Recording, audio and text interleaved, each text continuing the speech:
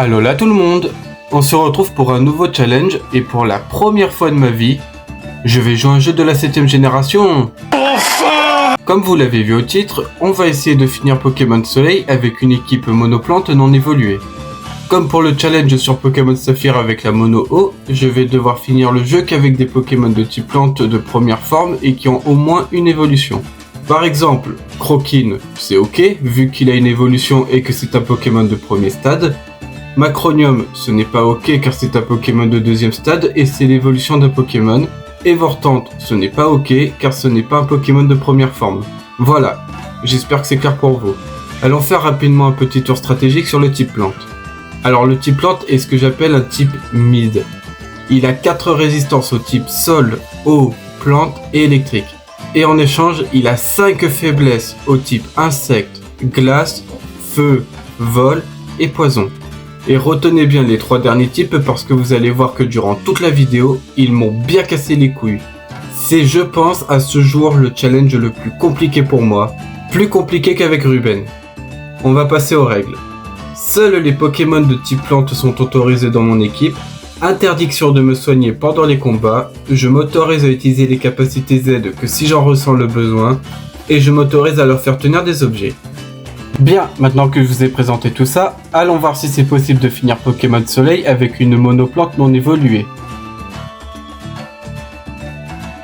Notre périple commence dans la région d'Alola et le professeur Euphorbe, qui visiblement ne sait pas à quoi sert une sonnette et qui s'est pris pour le personnage principal, se permet de rentrer chez nous sans qu'on vienne lui ouvrir la porte. Non, tu dégages!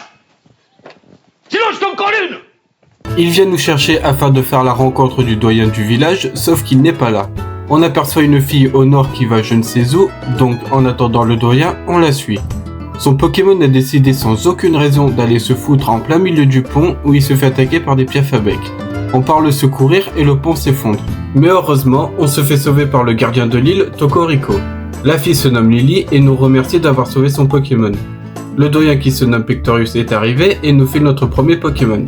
Je décide donc de prendre Brindibou, le starter plante vol et le nomme Adibou. Alors oui, je vais pas avoir beaucoup d'inspiration pour les surnoms, donc désolé d'avance.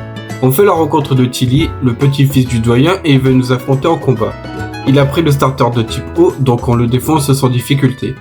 On présente notre Pokémon à notre maman et Euphorbe nous apprend à capturer des Pokémon. C'est pas comme si j'avais déjà joué à Pokémon des centaines de fois et que je savais déjà capturer des Pokémon, mais merci quand même. On tombe de nouveau sur Tilly qui veut nous affronter et cette fois il a ramené un Pichu. Ça ne change rien au fait qu'il a encore perdu malgré son nouveau Pokémon. Pictorius nous donne un bracelet Z, on part se reposer à la maison et Lily vient nous chercher pour nous ramener chez le professeur Euphorbe. Il nous demande de faire le tour des îles et nous file notre Pokédex qui est possédé par un putain de Motisma et qui en plus sait parler. Le professeur nous envoie à l'école des dresseurs pour apprendre les bases du combat et on se farcit les quelques dresseurs présents dans l'école. Je perds une fois contre le dernier dresseur à cause de son Tanmorph d'Alola qui a le talent Toxitouche, talent qui a une chance de m'empoisonner si le Pokémon adverse m'envoie une attaque de contact. La deuxième fois, j'arrive à le battre et le professeur m'attend pour un combat. Je me fais poutrer la gueule à cause de son Magnéti et ma meilleure attaque est Feuillage, qui est de type plante. Et je le rappelle, le type acier résiste au type plante. J'y retourne au niveau 12 et j'arrive à la battre à la deuxième tentative. On part à Eka Eka où on file directement au port et on tombe sur Alteo qui est le capitaine de la première épreuve. La Team Skull arrive pour nous emmerder mais on les bat illico presto. Alteo veut voir ce qu'on vaut en combat et nous défie en duel. Je perds une fois à cause de son Colorior, mais la deuxième fois ça se passe mieux et j'arrive à le battre. On passe à la route 2 où se déroule la première épreuve qui est de type normal. Je perds plusieurs fois contre l'Argouste dominant, mais à un moment donné c'est passé. J'ai réussi ma première épreuve et récupéré mon premier cristal Z de type normal. On file au jardin mêlé où Lily nous demande une nouvelle fois de sauver son Pokémon. J'en profite pour capturer mon deuxième Pokémon de type plante, Doudouvé, que je nomme en Doudou vert. Une fois le Pokémon récupéré, Tilly arrive pour m'affronter une nouvelle fois en combat. Vu que j'ai quelques niveaux d'avance et que j'ai appris Trancherbe entre temps, le combat se termine aussi vite qu'il a commencé. On retourne au village Lily pour affronter Pictorius et ses Pokémon de type combat. Malgré le fait qu'il utilisait son Z-Move, je parviens à le battre du premier coup et à récupérer mon deuxième Crystal Z de type combat. On récupère notre premier monture qui est Tauros et on retourne au port d'Eka Eka direction Akala. On fait la connaissance d'Alixia, la doyenne de l'île, et on tombe sur Dexio et Sina, les assistants de Platane dans la région de Kalos. Dexio nous affronte en combat et me casse les dents avec son mental et choc mental. Heureusement, la deuxième fois c'est passé et je pars route 4 pour arriver à Ohana. Tilly nous affronte pour la 56e fois et perd pour la 56e fois. On fait la rencontre de Gladio qui est membre de la Team Skull et il veut nous affronter en combat. Son type 0 est fort, mais j'ai réussi à gagner grâce à la technique légendaire d'utiliser Vampigraine pour voler des PV de l'adversaire. Je capture mon troisième Pokémon de Keparas que je nomme en rien, car je pensais qu'il allait me servir à rien, mais vous allez vite comprendre que je me suis trompé. On rencontre également Nefi, capitaine de l'épreuve de type eau. Bon, heureusement pour moi, j'ai l'avantage de type et j'arrive à passer le Froussardine dominant du premier coup et à récupérer le Crystal Z de type eau. Alors, je sais pas ce qui s'est passé, j'ai tourné une partie de la run en étant malade, merci la famille, et je ne sais pas comment je me suis démerdé, mais j'ai perdu le rush entre le moment où j'ai battu le Froussardine dominant et le moment où j'arrive devant le Malamandre dominant. Ce que j'ai fait pour chaque record pour le challenge, c'est que je les ai décalés vers un autre disque dur parce que bordel, regardez le nombre de gigaoctets qu'un record prend. Et étant persuadé que j'avais copié-collé le record, et ben comme un couillon, je l'ai supprimé de mon disque dur local. Bon, grosso modo, j'ai battu les membres de la Team Skull, fait la rencontre de Polly, participé au Dôme Royal où on s'est fait casser la bouche, et je suis arrivé devant le Malamandre dominant qui m'a bien cassé la gueule, et j'ai dû repartir XP un petit moment. Au passage, j'ai capturé mon quatrième Pokémon qui est Mimantis, que j'ai appelé Mimosette, et je reviens devant le Pokémon dominant. Il m'aura fallu une trentaine de tentatives pour réussir à le battre en le paralysant avec la vive griffe que j'ai donnée sur rien, placer des Vampigraines sur les deux Pokémon pendant que le Malamandre ne pouvait pas attaquer. Et je les ai affaiblis le plus possible avec Adibou. Je remporte le Crystal Z de type feu ainsi que la monture Dracofeu.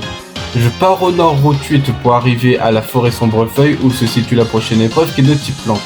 Je perds une première fois contre le Floramantis dominant car Amorpheo est arrivé, il a placé le soleil et m'a cramé le cul à coups de balle météo qui est de type feu. Mais je gagne la deuxième fois grâce à Mimosette qui a fini le Picléron qui est venu aider le Pokémon dominant et je remporte le Crystal Z qui est de type plante. Enfin un Crystal Z qui va mettre utile. On descend direction Alley. Putain mais quel nom de merde. On rentre dans le centre de recherche et on fait la connaissance de Pimprenelle, la femme du professeur Euphorbe. Elle nous parle des ultra brèches et Lily nous raconte son histoire passionnante. On sort du labo et on voit une espèce de fissure dans le ciel, mais on s'inquiète pas plus que ça et on file au tunnel de piqueur où on met une bonne fessée à la Team Skull. On arrive à Konikoni où on reçoit une lettre d'Alixia qui nous demande de la rejoindre aux ruines de l'éveil. On passe par le cimetière, éclate les deux membres de la Team Skull qui est en train d'embêter le fondateur de la fondation Aether, et on fait la connaissance d'Apocine, admin de la Team Skull.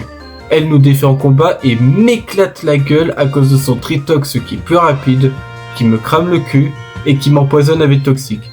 Mais la deuxième fois j'arrive à la battre et j'arrive aux ruines où Alexia nous attend pour un duel.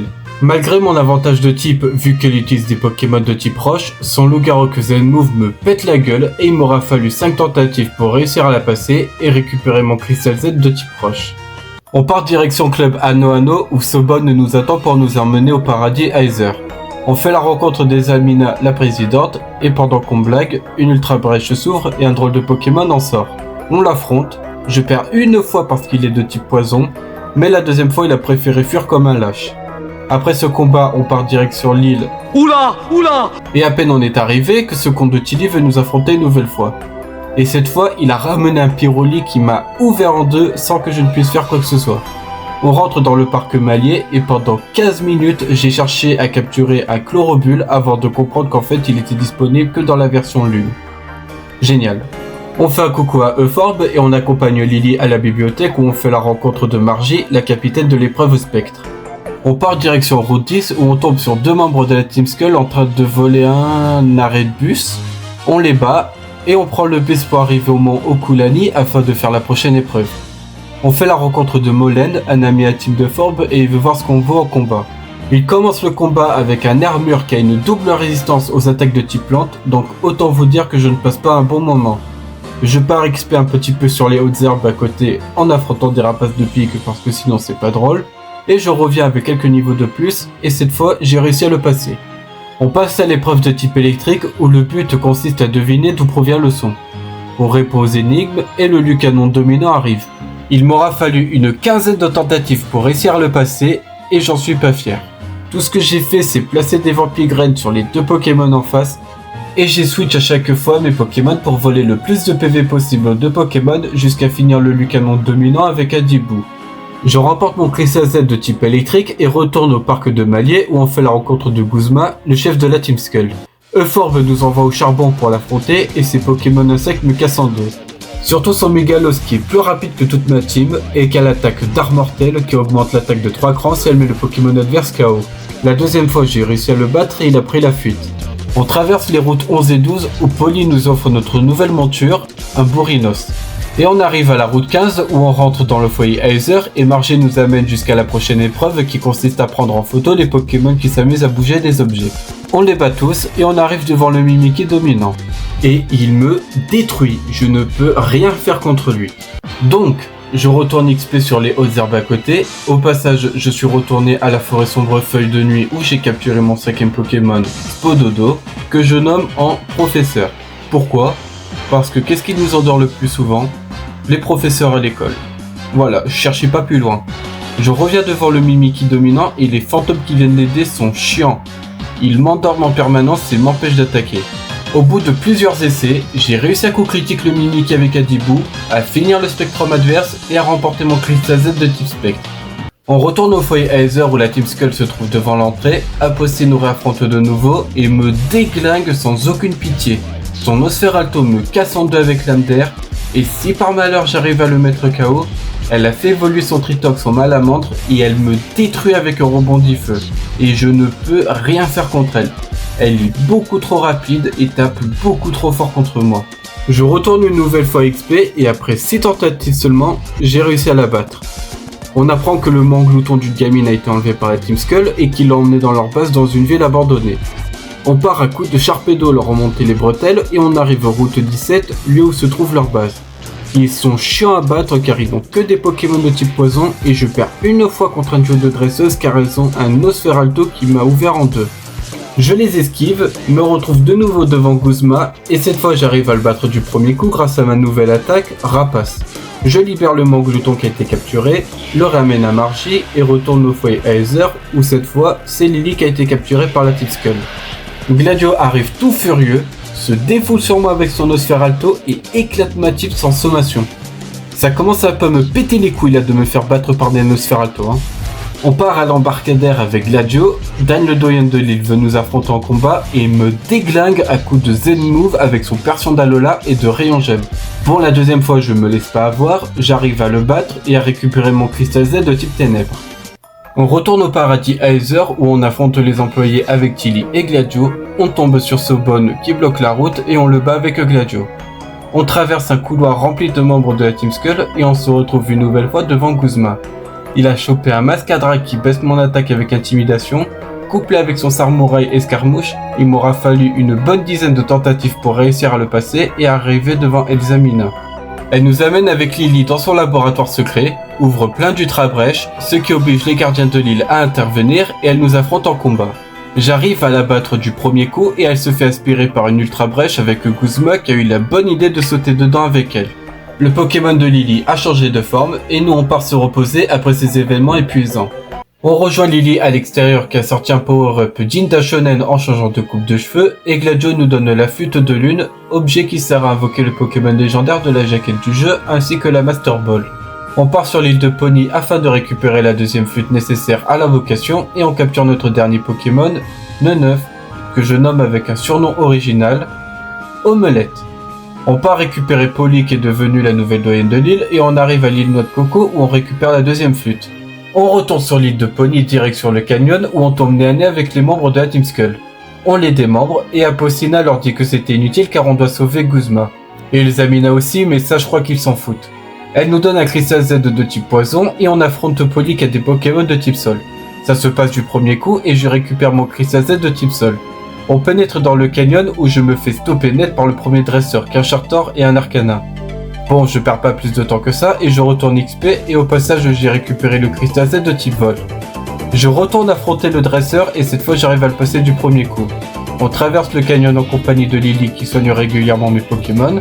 On fait la rencontre d'Olea, capitaine de type fée qui nous offre un cristal de type fée. Oui, GG, vous avez deviné. On affronte avec souffrance les 3 derniers dresseurs qui nous bloquent l'accès aux Pokémon dominants. Je perds une fois contre le dernier dresseur, mais la deuxième fois, j'arrive à le passer et accède au Pokémon dominant qui est Ekaizer. J'arrive à le passer du premier coup malgré le fait qu'il a appelé à Cisaillux qui a déboîté Doudou verte et a récupéré mon Crystal Z de type dragon. On part au nord direction l'Hôtel du Soleil où avec Lily on joue de la flûte.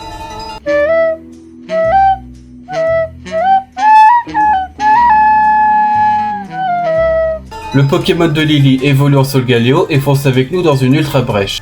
Là-bas, on retrouve Guzma et un peu plus loin Elzamina qui a décidé de sortir la fusion de Dragon Ball et de fusionner avec une de ses créatures bizarres.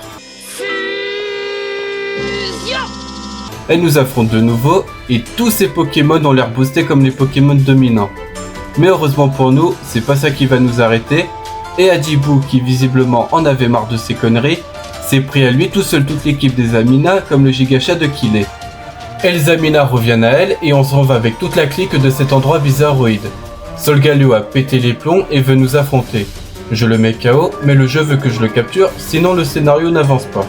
Donc hop, Master Ball, et Dan nous dit que la Ligue Pokémon a ouvert ses portes au Mont Lanakila à Oula Oula. Avant d'aller faire la Ligue, je pars faire une grosse session d'XP pour être sûr d'être haut niveau et je me retrouve devant Gladio qui veut nous affronter en combat. Je perds une fois parce que tous ces Pokémon sont programmés pour me casser les couilles. Entre son Ostanfer de type poison vol, son type 0 qui a évolué en Sylvalier et qui a pris le type feu, et son Dimoré de type glace, j'ai bien galéré comme il faut. Mais la deuxième fois j'arrive à le passer et accéder au Mont Lanakila où cette fois c'est Tilly qui nous attend pour un combat. Son Pyroli me casse de nouveau en deux et il m'aura fallu 3 tentatives pour réussir le battre et accéder devant la ligue. Euphorbe m'accueille avec un sourire et c'est parti pour les membres du Conseil 4. Comme pour la 5e et 6e génération, on peut choisir le membre du Conseil 4 qu'on va affronter en premier. Histoire de faire le plus gros pour être tranquille des combats d'après, je décide directement d'affronter Kaili, spécialiste du type vol. Bon, sans surprise, je me fais casser en deux, son armure est plus rapide que toute ma team, et si j'arrive à le battre, elle envoie son instant fer, puis un Voltutrice qui watch toute ma team avec Rapace. Même si j'utilise le Z-move de type vol, j'arrive pas à le battre et derrière elle utilise une guérison. Je retourne XP un bon moment dans les hautes herbes et cette fois j'arrive à la passer au bout de la 5e tentative seulement. On passe à Pectorius, spécialiste du type combat. Je le passe du premier coup et on passe à Alixia, spécialiste du type roche. Son reliquant est casse-couille, malgré l'écart de niveau entre lui et Mimosette, je ne le watch pas avec un lame-feuille et lui me fait bâillement pour m'endormir. Mais comme pour Pectorius, j'arrive à le passer du premier coup et j'arrive devant Margie, spécialiste du type spectre. Étonnamment, comme pour les deux autres, j'arrive à la passer du premier coup et je deviens le maître d'Alola. Ça, c'est ce que j'aurais pu dire si en face il n'y avait pas le plus gros obstacle de tout le jeu, Euphorbe. Pourquoi ? Bon, déjà son loup-garou n'est pas un problème et se fait one-shot. Il a ensuite un guerrier qui one-shot toute ma team avec Rapace. Et si j'arrive à le mettre KO, il a son Félinferno qui m'envoie un bon gros Z-move de type feu dans la gueule et qui finit ma team avec bout de feu. Des fois il envoie son Fenard d'Alola qui m'envoie des bons gros blizzards d'enfoirés qui finissent ma team sans que je ne puisse faire quoi que ce soit. Pour résumer, il est impossible à battre actuellement. Donc il existe deux solutions. Soit je tente des centaines de fois jusqu'à espérer que ça passe, mais j'ai plus de chances de gagner 2 fois d'affilée au loto que de le battre, ou alors je retourne XP, ce qui veut dire que je dois me retaper tous les membres du Conseil 4. Je retourne donc XP avec quelques niveaux en plus, et ça ne passe toujours pas. Même si j'ai donné tous les objets possibles à mes Pokémon, que ça soit la graine miracle, la plaque feuille, la grosse racine, la Vigriffe, le Crystal Z et les Volurock, ça ne passe pas. Je me fais casser la bouche car ces Pokémon sont toujours plus rapides que les miens. Je retourne une nouvelle fois XP et bordel, qu'est-ce que c'est long. Heureusement que je peux XP un Pokémon et tous les autres prennent aussi de XP. Et même scénario, mais je galère moins et j'arrive à avoir son magnézone, mais je me fais toujours ouvrir en deux. Là ça commence clairement à me les briser et je suis à 2 doigts de rage quit et de lui donner ce titre de maître à ce connard de professeur. Mais je ne perds pas espoir et retourne XP pour la 48e fois de la run. Et cette fois, après des dizaines et des dizaines de tentatives, après avoir tenté toutes les stratégies possibles à essayer d'endormir ses Pokémon, à les paralyser, etc., enfin, j'arrive à obtenir un truc. J'endors son guerriègle, il utilise le cyclone qui envoie Omelette sur le terrain, Omelette le dépasse et l'achève avec Psycho, il envoie son Félinferno, j'envoie Mimosette en sacrifice pour qu'il gaspille son Z-move de type feu, je renvoie Omelette qui l'endort et qui gratte le plus de PV possible à coup de herbe. Il bat Omelette et derrière j'envoie Adibou qui le finit avec un Z-move vol. Ensuite, il envoie son Fenard d'Alola qui a raté Blizzard, mais il a pas raté la deuxième et j'envoie rien. Il rate de nouveau Blizzard et je l'achève avec Vampirisme. Derrière il envoie son Ronflex qui ne me fait rien, j'en profite pour placer des Dents Slam et finir son Ronflex ainsi que son Magnézone. Après des dizaines et des dizaines et des dizaines de tentatives, j'arrive enfin à battre Forb et à valider mon titre de maître Pokémon. On fait la fête avec tous nos potes et on passe à l'outro.